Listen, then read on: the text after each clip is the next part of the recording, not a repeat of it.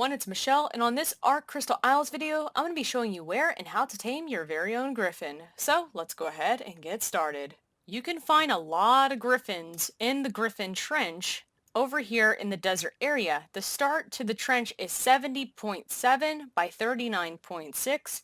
You can see where I am on the map towards the bottom, and I'm in the desert area, or what I like to call the scorched earth area. I'm giving you an aerial view so that you know exactly where to find this. It's actually really easy to spot. I'm going to go ahead and fly through and show you just how many griffins there are. There's loads of them. Compared to Ragnarok, this map has a ton more. You will notice that there are nests on the sides, but unfortunately there are no eggs in them. The only thing that's there is stone that you can collect. And look at this. Look at how many griffins there are. I'm going to go ahead and follow through the trench so that you can see just how many are spawning in the area. And like I said, there's a ton of them. If you hug to the left, the trench continues. So you can imagine that this is going to be a very dangerous area. And it leads all the way out to the end, which is at roughly 67.5 by 48. And this is where I am on the map. So now all I have to do is kite a griffin to a trap. So let's look at our trap and see what we're working with here. What you guys are looking at here is my multi-purpose wyvern trap and griffin trap. Because I use this trap to kite wyverns into here to trink them to steal the primal crystal, and I also use it to steal some griffins and tame them. The location of my trap is roughly 72.7 by 46.5. I'm giving you an aerial view so that you guys can see where I have built, and I honestly think that this is one of the best locations that you can use to build your trap. Let's go over the basics of my trap so that you can build something similar if you wish. Starting from the left to the right, I just want to go over the dimensions of the bottom. I fit 2 behemoth gates on either side, so the dimensions of the floor is 8 wide this way by 12 foundations this way. Unfortunately, the ground is not entirely level, so you will see that instead of stone foundations, I had to use stone ceilings with pillars. I did have to fill the entire floor in, and that was so that I could work with the ceiling above. Now here's the thing, you're probably wondering about the walls on either side. They're see-through, and that's because I put down double door frames made out of stone. I built everything out of stone so that it would last. On the end over here, right on the edge of the behemoth gate, you can see that I put down a double stone door frame, and this goes exactly 10 double stone door frames high. If you're that attentive to detail, you will notice that I did not put a double door frame here. So I put a double door frame down first, skipped one, then put another double door frame down, skipped one, put a door frame down, skipped it, put a door frame down, skipped it, door frame, skip, door frame. And here's the thing. Even though it seems like a griffin can fit through this, it cannot. So that was my main goal of doing this. I wanted to be able to shoot the griffin as well as the wyverns that got trapped in here very easily, but I didn't want them to escape. Let's go over the ceiling real quick. On the top, you'll notice where I put the double door frames, I went ahead and put some ceilings that spanned from left all the way to right. And that was my main purpose of filling in the entire floor. If I did not fill in the entire floor, I would not get enough support to put the ceilings across from left to right. So that's why the floor is filled in. And you can see that I skipped putting down ceilings, and I put another row of ceilings going all the way across. And I did this again, and again. Now the last ceiling section that I went to I thought looked a little bit too wide, so what I did was I added some ceilings in that would bridge the gap, and this is so that no griffin or no wyvern can escape. And this was a really easy and simple design. Now at the bottom, this is probably one of the most important features, even though that it gets misoverlooked, is the fact that I put wooden ramps down on all the edges. And this is so that a way I can run up very easily without having to jump over top of the stone foundations. I honestly recommend that you put down wooden ramps all the way around. It makes it so much easier to get inside of your own trap. And over here, you can see some stone dinosaur gates, and this is for the wyverns. This is not for the griffins, but for the wyverns. So when I kite the wyverns in to get the primal crystal, it basically funnels them into the trap itself. And again, I got the idea from Nooblets when he did his Ragnarok series, so a lot of credit goes to him for this design. I really appreciate that. Over here on the right hand side, you're going to see my 2x2 stone house. Up at the top, you see some windmills. If you go into your inventory and look towards the top underneath of your name, you can see that there is the Crooks Canyon. This is where I'm at, and I have 60% wind. There's a lot of wind on this map, so I thought I would use some windmills to give me some power. The only thing that I'm powering at this base is a keypad here, which I can use to open and close the doors. I'm going to go ahead and open this one here to show you how this works. I set the pin code to each of the doors 2222. I went over here to the keypad and set the closing pin to 222. So watch this. Once you kite the animal into your trap, all you have to do is go over to the keypad, hold E on it, deactivate 22222, and they're closing. Now you're probably wondering, why is this so far away from the trap? And that's so that a way the wyverns or the griffins cannot attack me, because if this was closer, they would be able to hit me at a closer range. So I have 2 windmills on top, my keypad. Inside my base, I have 3 bunk beds that are stacked on top of each other. In case I die, I have a place to respawn. In my fridge over here, I have my kibble that I can use to feed the griffins. And over on the right hand side, I have a large storage box that has extra armor as well as extra tranq darts and extra long neck rifles, etc. Close this up.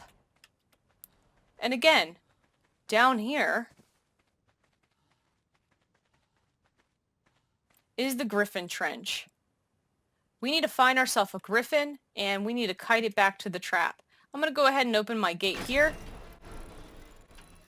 And much like my wyvern video, I'm going to be using one door to work with. So I have a pterodon to help me out here.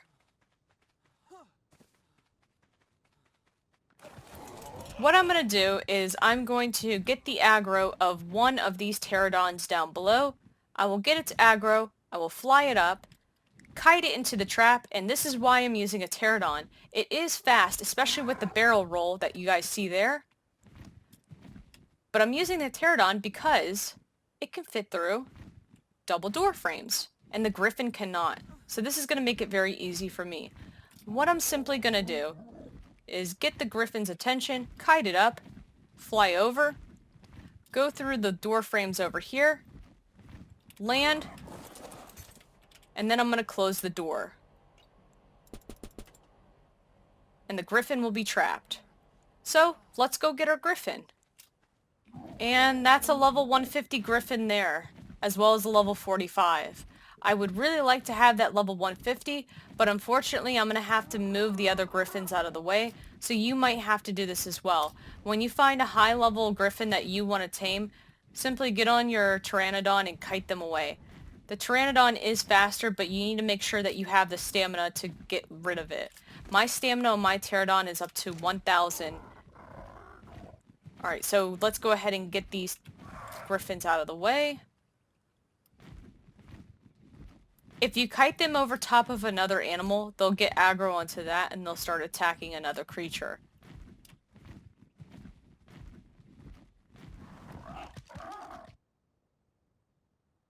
That one there is a level 140. I might tame that one as well too. I'll take 2 of them.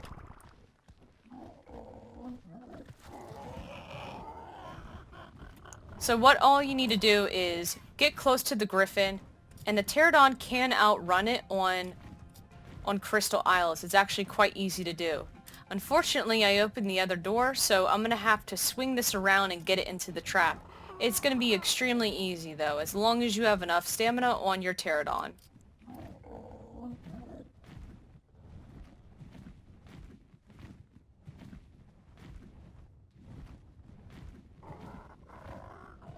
I'm just looking behind me to make sure that it's still following me and that it's ready to go into the trap.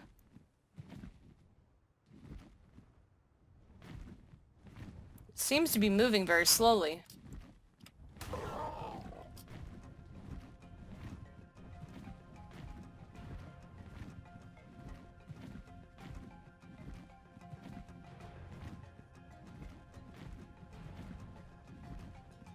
And let's turn around. Let's get it into the trap. Go through, land your bird, get off, and close it. And voila! Look at that, guys. That is a level 140 griffin that is trapped. Let's go ahead and knock this out, and let's feed it some kibble.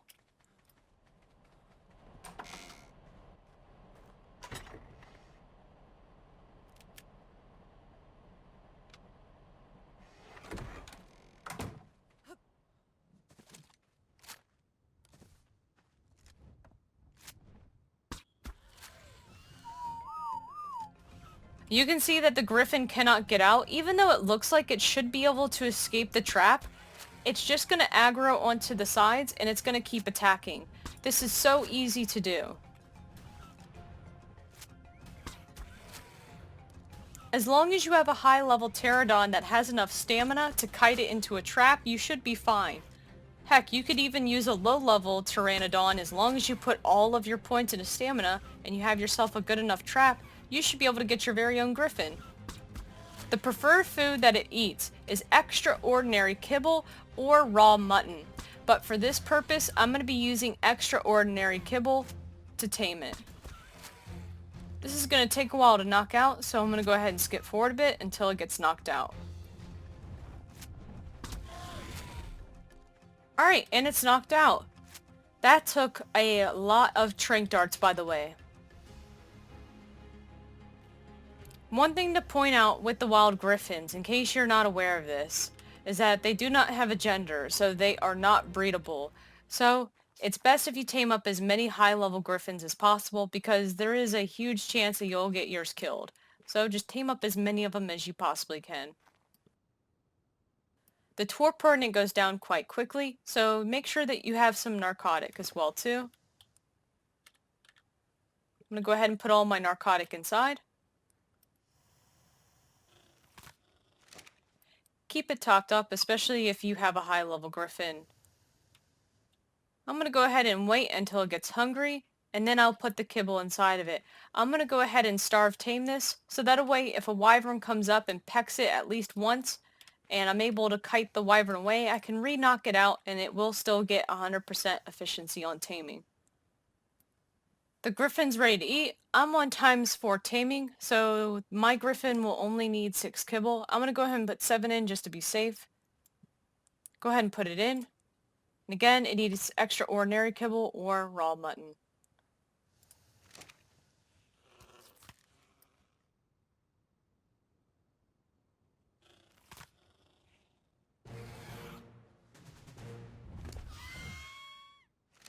And there we go. We have a griffin level 209 from a level 140.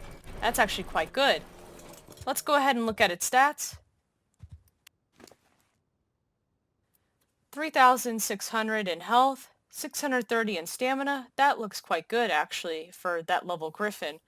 258 in melee damage. That's okay. And 450 in weight. That seems to be okay as well too.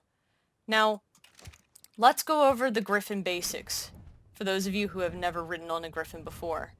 And again, just to show you guys that my trap is griffin proof, I'm running along the edge of it, I'm flying along the edge, cannot get out, go towards the ceiling, and you cannot get out. It looks like you should be able to fit the griffin through, but you cannot. Let's go ahead and close this back up. We'll keep our pterodon inside so it's nice and safe. And let's go and fly on our Griffin and show you what it can do. Let's go over some of the basic features of the Griffin. Left mouse button does your attack, but I would not recommend to use the Griffin as an attack animal since it does not have a lot of damage, nor does it have a lot of health to begin with. Right mouse button can pick up very small creatures. You can see a Lystra that's in front of me. And you can see that it's in my arms. So you can carry very small creatures with you. Let's go ahead and drop that on the ground.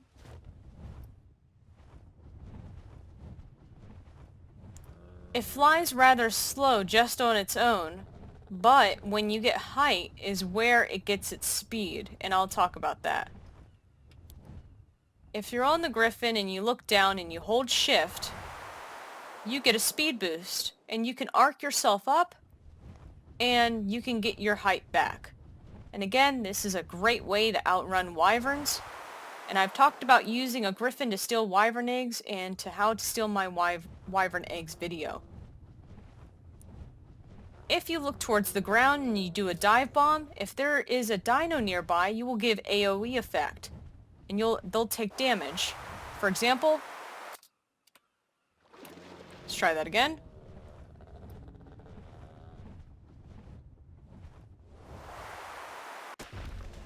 Like so, and it shakes the ground.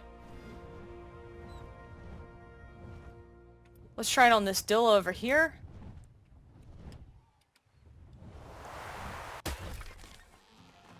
And you can see that I killed the dillo and I killed the dodo. I've leveled up. I'm going to put it in stamina because the stamina on this is not very great.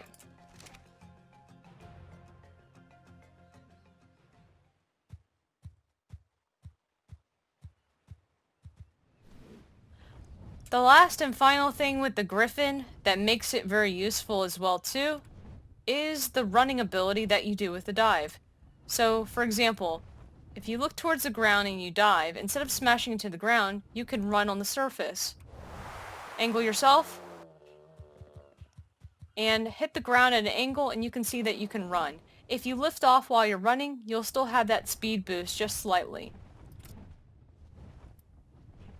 And that, guys, is how you tame the Griffin. I hope this video has been helpful for you. If it has, please consider subscribing to my channel as it helps me out with YouTube.